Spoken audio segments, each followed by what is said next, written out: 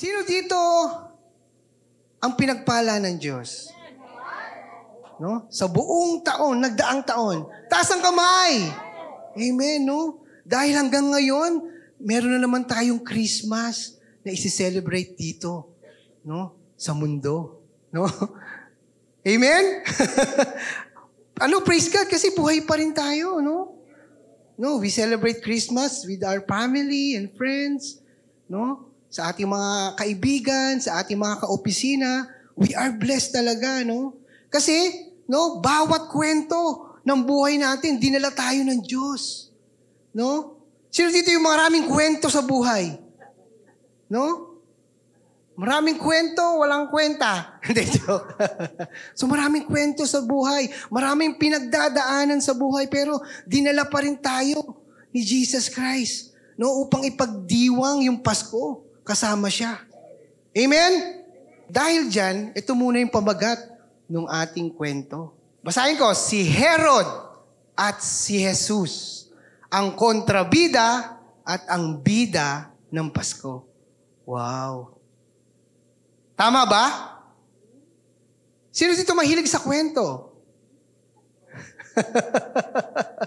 No? Sabi nga ng isang station, no, sikat na station. Sabi doon, ba? Pasko ang pinakamagandang kwento. Indeed, di ba? Dahil sa Christmas, nandiyan ka, kapatid. Sabi mo, nandiyan ka dahil sa Christmas. No? So, we are blessed talaga, no? Dahil binigay sa atin si Jesus Christ. No? Para magkaroon tayo ng buhay na walang hanggan kasama siya. Amen? And that's the essence, the real essence of Christmas. Amen? Ito pa. Sabi, ito yung ating word for today. No? Tayo po tayo lahat. Basahin natin. So, Isaiah chapter 9 verse 6 to 7. Basa po ba? Basa? Okay, sabay-sabay. For us is born, to us a son is given, and the government shall be upon his shoulder, and his name shall be called Wonderful Counselor, Mighty God, Everlasting Father, Prince of Peace. Of the increase of his government and of peace there will be no end, no on the throne of David and over his kingdom, to establish it and to uphold it with justice and with the righteousness from this time forth and forevermore. Basahin natin sa Tagalog, no? Ako magbabasa sa Tagalog, no? Para kasi ako yung nagkukwento, no? So, pabasahan ko kayo. Sabi sa Isayas, Kabanata 9, talata 6 hanggang 7, sabi doon, sapagkat isinilang ang isang sanggol na lalaki para sa atin. Ibibigay sa kanya ang pamamahala at siya ay tatawaging kahangahangang tagapayo. Makapangyarihang Diyos, walang hanggang Ama, prinsipe ng kapayapaan. Magiging malawak ang kanyang kapangyarihan at walang katapusang kapayapaan ang ipagkakaloob sa trono ni David at sa kanyang kaharian. Itatatag niya ito sa pamamahalaan na may katarungan at katwiran mula ngayon at magpakailanman. Isasagawa ito ni Yahweh na makapangyarihan sa lahat. So, isa si Propeta Isayas, no, sa pinakamahalagang propeta sa buong Biblia, no? Kasi dito nakita niya, no, yung gagawin ng Diyos Ama para sagipin, no, ang buong bansa ng Israel at ang buong mundo at sangkatauhan. No? Nung umpisa, no, kasi nagsimula sa kadiliman ang lahat, no? No? Ang dilim-dilim ng buhay ng bawat tao. No? Inilarawan ni Isaias ang kinabukasan ng Israel. Sabi doon, kung kailang ibabalik ng Panginoon ang liwanag sa kanilang madilim na lupain. Siya ay magdadala sa kanila ng kapahingahan. Sabi, katiwasayan. No? kasaganaan, no? Muli sa pamamagitan ng pagkasira o yung pagkakaalipin o pang-aapi ng mga kaaway, no? Sa mga taong nagmamahal sa Diyos. No? Siya rin yung tao na ipinadala ng Diyos na mag-e-end sa digmaan. Magwawakas sa digmaan. Amen? No? Ang talatang to, no? Nagsasaad ito kung paano gagawin ng Diyos ang lahat ng mga ito. Sa pamamagitan ng isang tao. No? Yung kapangyarihan ni Jesus, pinakita kung paano mangyayari ang lahat ng nakasulat dito sa talatang ito. No? No? Para sa lahat ng tao, panghawakan ito. I-receive ito. Amen? Sabi ito. Tapos yung batang ito ay magiging hari ng sanglibutan. No? Magiging King of Kings and Lord of Lords. No? Siya ay tatawaging isang tagapagligtas o ating Misaya. So dahil dyan, bibigyan ko pa kayo ng kwento. No? Itutuloy natin yung kwento. Kung bakit naging kontrabida si Herod at naging bida si Jesus. Tingnan mo yung katabi mo? Mukha bang kontrabida yan? O mukhang bida? No? Mukha pang si Tanggol yan? No? So itong scene na to, di ba? Anong tawag sa scene na to? No? Joy to the world. So, ito, di ba? Ito yung sabsaban. Ito si Jesus Christ. And then, nakikita niyo yung tatlo na yan? Hindi po yan yung apo. Hindi rin sila yung gumbursa. No? Ang sabi sa kanila, sila daw yung three kings. No? So, 3 wise men ang tawag sa kanila. No? 3 wise men, 3 kings, and the 3 magi. Hindi, magi. No? Itong tatlong na to, anong pangalan nila? Sino? Tama, si Gaspar, si Baltasar, at si Melchior. No? Hindi sila yung gumbursa. So sila yung tatlong wise man. Paano nila nakita si Jesus Christ? Paano nila sila nakapunta dyan? Kasi nga, sila ay wise men. No? Kaya sila nakapunta dyan. Hindi. So, mga aral itong mga taong ito at pinagpala ng Diyos. No? Sila ay mga tagapayo ng mga kings. Yun ang trabaho nila. So, ano yung mga dala-dala nila? No? Na kaloob sa Panginoon during that time. Ano yung tatlo na yon? Yung myrrh, frankincense, tsaka yung gold. Ang galing ha. Alam niyo yung kwento pala, no? Amen.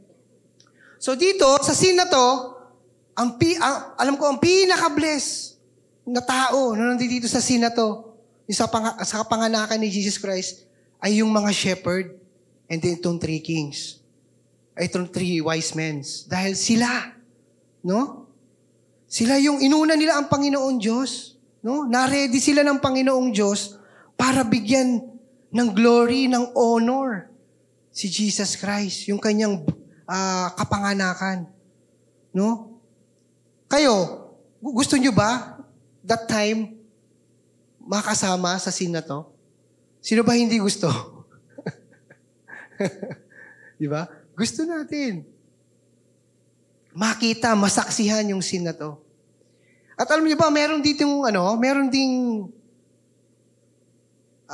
kwento dyan sa 3 kings. No?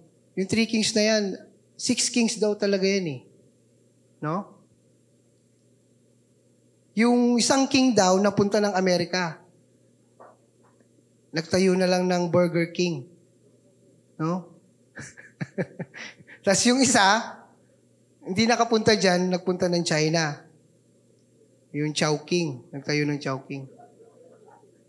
Tapos yung pangatlo, napunta ng Pilipinas. Yun ngayon ay Tapaking. No? Hindi, joke lang yun. Tatlo lang talaga. Kaya tatlo lang yung talaga yung nakapunta sa Sabsaban. Amen? Amen. Joke lang po yun, ha? So yan.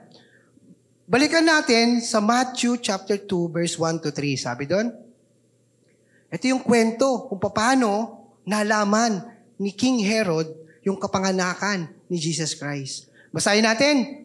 Now, after Jesus was born in Bethlehem of Judea, in the days of Herod the king, behold, wise men from the east came to Jerusalem, saying, Where is he who has been born King of the Jews? For he saw his stars when it rose and have come to worship him.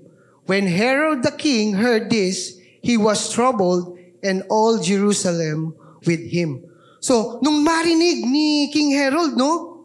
Sabi, talagang nabagabag si King Herod. Nabagabag. Nagpanik. Kasi si King Herod, siya yung king that time, talagang mahigpit siya. No, gusto niya sa kanya lang ang lahat ng papuri, no? At ang pagsamba ng mga taga-Jerusalem. No, siya lang ang king, wala nang iba. So dito, nung nabalitaan niya, no, yung wise men na pupunta at hahanapin at nakita nila kung saan ipapanganak yung bagong King of Jews, which is Jesus Christ, no, na magiging hari ng sanlibutan, nagtataranta siya, no? So, maging ang mga taga-Jerusalem nadamay. No? Talagang aligaga. No? Talagang marami siyang pinagawa para makita lang to. At ang ginawa niya pa rito ay napaka sama. No? Dumating sa point, sa sobrang pag-iisip niya doon sa batang ito, lahat ng bata, no, sa Jerusalem, sa Israel, pinapatay niya. Mga 2 years old. Hanggang 2 years old. Pinapatay niya. So, nakilala niya itong mga wise men na to at sinabi, sige, pag nakita niyo sila, sabihin niyo sa akin. At sabi niya, niloko niya pa na siya ay magbibigay din ng papuri doon sa king. I-welcome niya rin. No? So, ganun kasama si King Herod. No? Siya ay sakim sa kapangyarihan. Sabi doon, who was Herod? No? Check muna natin kung sino si Herod. Herod I, or commonly called as Herod the Great, was a Roman client king of Judea in Jerusalem. History describes him as a ruthless, no, man who killed anyone that threatened his position on the throne. He proved himself as a capable ruler over his territory, far greater than any Jewish king. So ganun siya kalupit. No? Lahat ginagawa niya, even sa pagpatay ng tao. Pag nakilala niya, nalaman niya na threat ka sa kanyang pwesto, sa kanyang posisyon, papatay ka niya. Ano pa? In his early life, Herod was born in southern Palestine, sabi, no? Born him and his father were Edomites, no? Identified silang Arabs who converted to Judaism, although practicing as a Jew. Herod was an Arab origin. So hindi siya Jew, no? Dapat nga hindi siya king ng Jew, di ba? Talagang politiko lang talaga to si Herod at magaling magsalita. No? Si Herodes. Talagang talaga siya, politician. So ayaw niya talaga, diktador, no? Ganun siya. Ano pa? He was also known for his great achievements in architecture, which includes the reconstructions and expansion of certain structure found in Jerusalem. So lahat ng mga existing pa rin yun, yung lahat ng mga pinaggagawa ni Herod. Yan, ito, sa Jerusalem. Sabi doon, yung Temple Mount sa Jerusalem. So, nag-exist pa rin yan. Si Herod ang nagpagawa niyan. No? Para sa kanyang kaharian. Para makita yung how majestic siya. No? How powerful he is that time. Ito pa, yung Herodium or Herodion. No? So, grabe, no? Parang bulkan. Ano pa? Ito pa. Masada.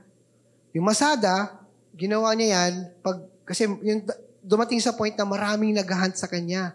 Maraming, alam mo yun, kumukuha ng, war kasi. Kanya-kanyang, kingdom. So, marami rin lumalaban sa kanya. So, pagdating ng digmaan, dito siya pupunta sa Masada. Dito siya. Yan. So, kasi, napakaganda yung pang-battle, diba, hindi siya masasakop basta-basta. Maganda yung position niya, nasa taas, and then yung mga nasa baba, easy target lang sila. So, gano'n ang kanyang position pagdating sa digmaan. Dito siya pupunta sa Masada para magpamasahe. Hindi, dyan talaga. No? Dyan talaga yon. Ang ganda, no? Rocky Mountain. So, paano niya ginawa yon? No? Siyempre, marami siyang inalila at inalipin. No, na-juice noon. Ano pa? Ito, yung isla, parang ginawa niyang, may Coliseum, ginawa niyang kaharian niya rin, no? Si Syria, Maritima. Yan. Hindi ko mabanggit eh. Pero ang ganda, di ba? How majestic, how marvelous yung kanyang pinagkagawa, yung architecture. Okay, summary natin. Who was Herod? Rome appointed king of Judea. Meron siyang build plan din, no? Build administrator. Edomite from the line of Esau. Savage with power. Talagang ganid talaga siya sa kapangyarihan. Antichrist siya. And anti-God. No? Nung marinig niya na ipapanganak ang bagong maghahari sa sanlibutan or papalit sa pwesto niya bilang king, no? Hinanap niya, pinahunting niya agad si Jesus Christ para patayin. So, dun dumarating at lumalabas na siya ay anti-Christ and anti-God. Amen? Ano pa? Diba? Herod in the Bible. Herod tried to kill Jesus. Diba doon? He found out that Jesus was called as the King of Jews. A title that he used for years. He did not want anyone to challenge his authority, so he tried to have Jesus killed. So yun lang tanging paraan para mapanatili yung kanyang pwesto as a King of Jews. So balikan natin yung ating word kanina sa Isaiah. Sabi doon, for us a child is born. To us a son is given. And the government shall be upon his shoulder. And his name shall be called Wonderful Counselor, Mighty God, Everlasting Father, Prince of Peace. No? The increase of his government and of the feast there will be no end. Sabi doon, on the throne of David and over his kingdom, to establish it and to uphold it with justice and with the righteousness from this time forth and forevermore. Kapatid, who is Jesus? Ang bida naman ng Pasko. Gusto niyo ba siyang makilala? No? Si Jesus Christ, yung pinangako ng Diyos Ama para sa atin. No? Kasi sabi sa kanya, ito. No? He will rule. No? The government shall rule upon his shoulder and his name shall be called. Itong apat na to, kapatid. Pag may Jesus ka sa buhay mo, kapatid, ito siya sa buhay mo. He's your wonderful counselor. He's your mighty God. Your everlasting Father. Prince of Peace. Diba? So who is Jesus? A wonderful counselor with you 24/7. Saan ka pa, kapatid? 24/7. Pwede mo siyang lapitan. Pwede mo siyang kausapin, kapatid. Sabi diyan, He alone can give us guidance, help, and deliverance through His wisdom and miracles. Ano pa? That's why Jesus is called as the Wonderful Counselor. Pag nasabing Wonderful Counselor, nasa isip niyo pa? No? He's the Comforter. Diba? Alam niyo ba si Jesus Christ, pag nasa Kanya ka, no? He always make the best decision para sa buhay mo. No?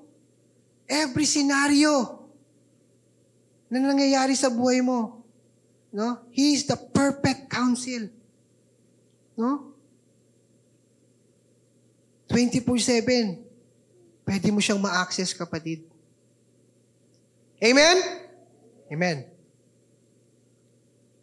Ano pa? A mighty God. Sabi doon. A mighty God with you. He is the King of Kings and the Lord of Lords. He is the mighty King over all gods. No? He rules over whole the earth. From deepest caves to the highest hills. No? He ruled over the land and the seas, which He made.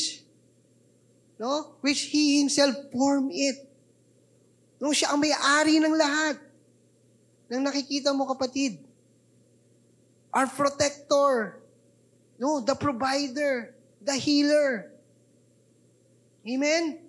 The deliverer of Israel and the world. No? Will be divine in Himself. He is describing the Messiah. No? The Savior, ang ating tagapagligtas. No? Lahat yan marireveal through Jesus Christ, the Son of God. Oh, Emmanuel. No? God with us. Is with us. Sabi mo, God is with us. No? No? Sabi ito, no? He is mighty God. Because He is the King above all kings. Sabi ito, He alone is the God of strength, the God of power, the God of wisdom, and the God, our Savior. No? Tagapagtanggol natin at ang ating hero, si Jesus Christ. So, kung sa Kanya ka nakasandal, kapatid, hindi ka magigiba. Diba sabi sa kanta? Mighty eh. Yung strength galing sa Kanya. Yung strength mo galing sa Diyos. No? So, hindi ka basta-basta masishake ng kahit anong problema. Ng kahit anong sitwasyon na nararanasan mo sa buhay mo. Kasi nakasandal ka, He is the mighty God we serve. Sabi nga. So, kanino ka tatakbo, kapatid? Kanino ka aasa, kapatid? Sabay-sabay kay Jesus. Amen. Next. Sabi doon, si Jesus ang hari ng lahat. Indeed? No? Blessed na blessed ako pag naririnig ko nga talaga yung kinakanta natin kanina. No? Sabi doon, no? Joy to the world. Diba? The Lord is come. Let earth receive her King. Let every heart prepare Him room. Sabi doon, sa Tagalog, ito, O magsaya at magdiwang, pagkat sumilang na ang hari ng lahat, ang hari ng lahat. Ang pinto ng ating pagmamahal. Galing. Patawad. No? So, ikaw ba, kapatid, ready ka ba? Sabi mo sa kapatid, sa tabi mo, kapatid, ready ka ba? Sa paghahari ni Kristo sa buhay mo. Amen? Palapakan natin ang Lord. No? All the glory and honor belongs to Him. Amen? Ano pa? Sabi doon, an everlasting Father. Jesus is an everlasting Father. This signifies His perennial love to us, yung walang hanggang pagmamahal. Sabi doon, everything in us calls for Him. He is the author of our lives and the finisher of our faith. He Himself is the eternal, everlasting, a being without beginning or an end. Diba? Grabe, ganun si Jesus Christ. No, everlasting Father refers to Jesus is to parang father-like character. No? He will provide, He will protect His children with wisdom and compassion. Kapatid, no? Ito, si Jesus Christ, bumaba sa mundo. No? He redeemed and He adopt the sinners. And dinala niya sa pamilya ng Diyos. No? Kabilang ka na sa kapamilya ng Diyos. Sa pamilya ng Diyos. No? Jesus is the Lord of our past, our present, and our future. Diba? Walang hanggan nga eh. Sabi ito, no? Without beginning or end. No? Pag sinabing eternal, anong ibig sabihin? No, walang katapusan, walang hanggan. Gayun ang reign niya. No, si Herod may katapusan eh. Asan na si Herod ngayon? Diba? Wala na.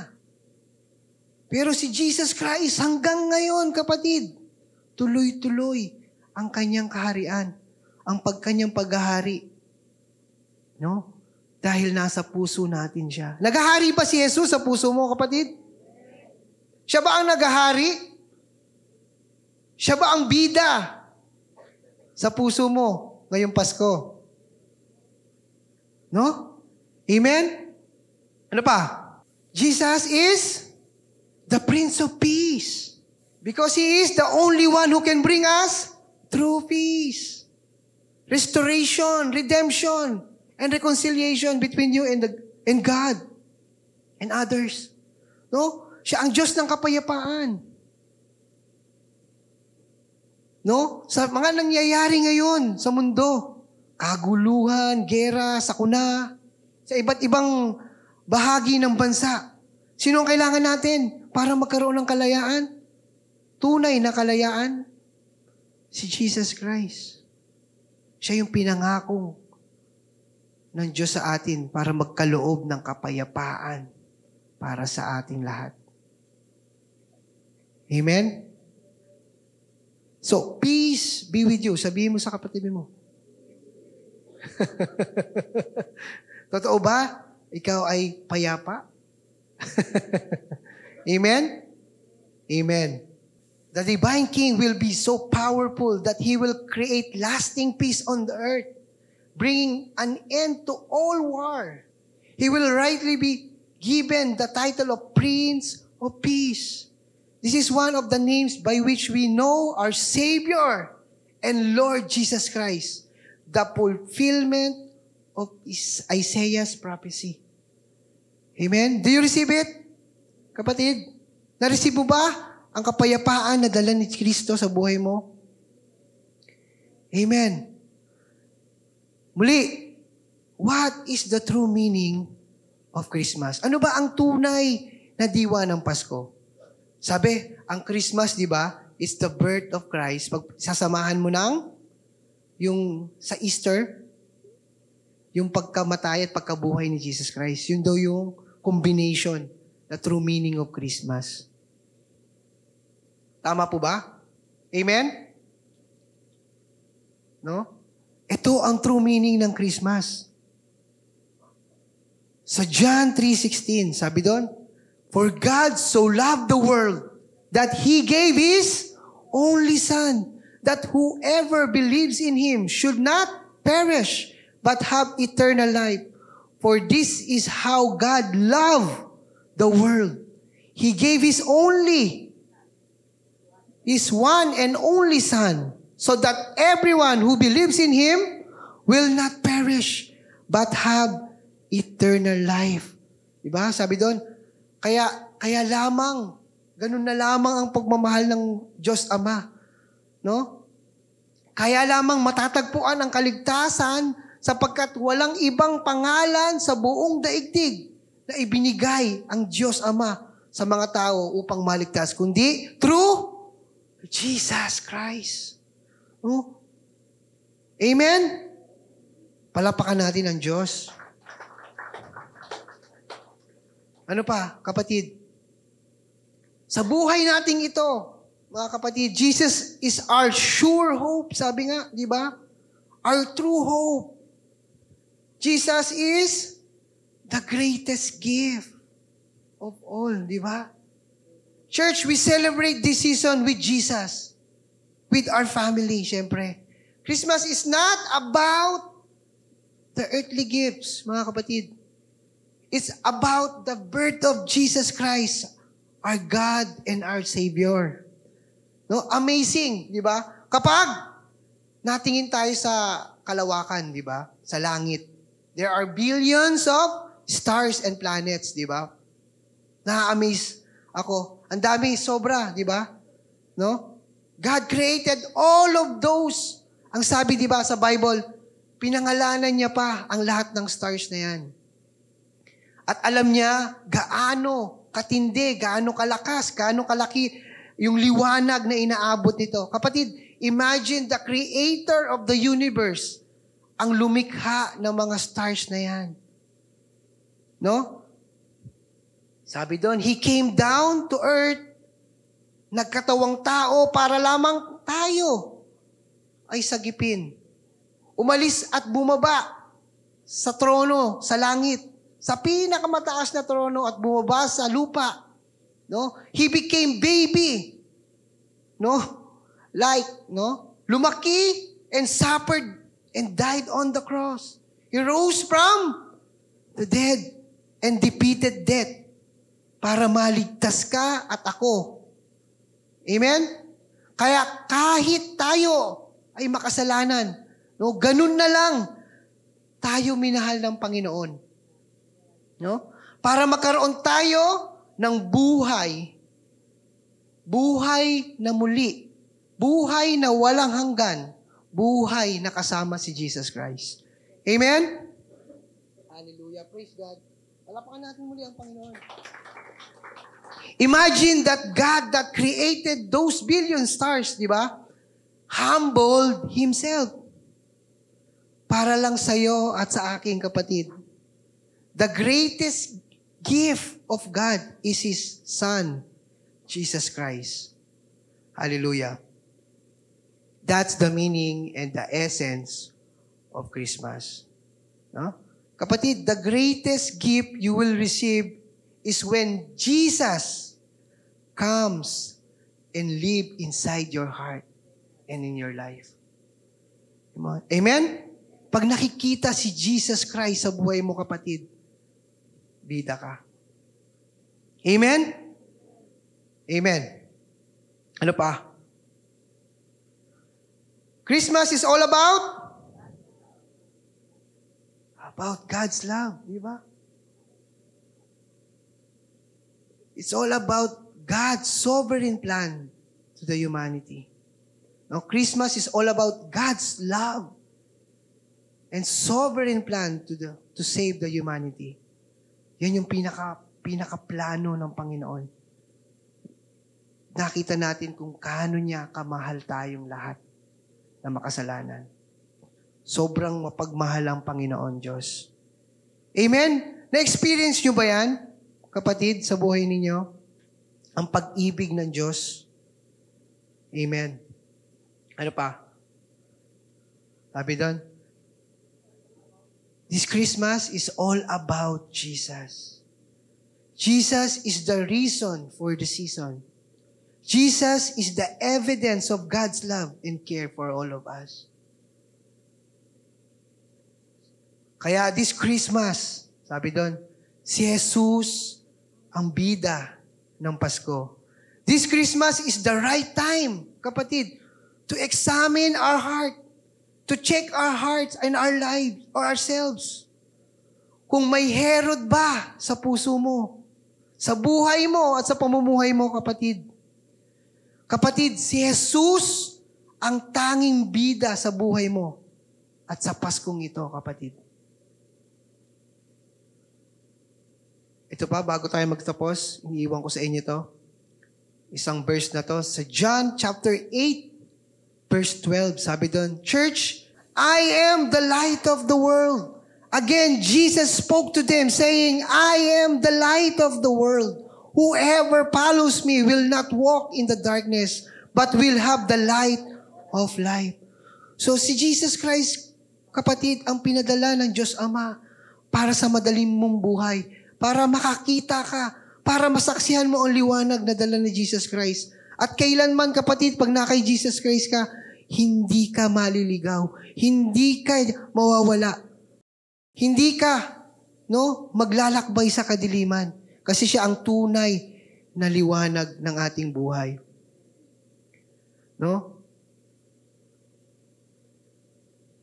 So, Church, Jesus Christ have come into the world as a light, so that no one who believes in Him should stay in darkness.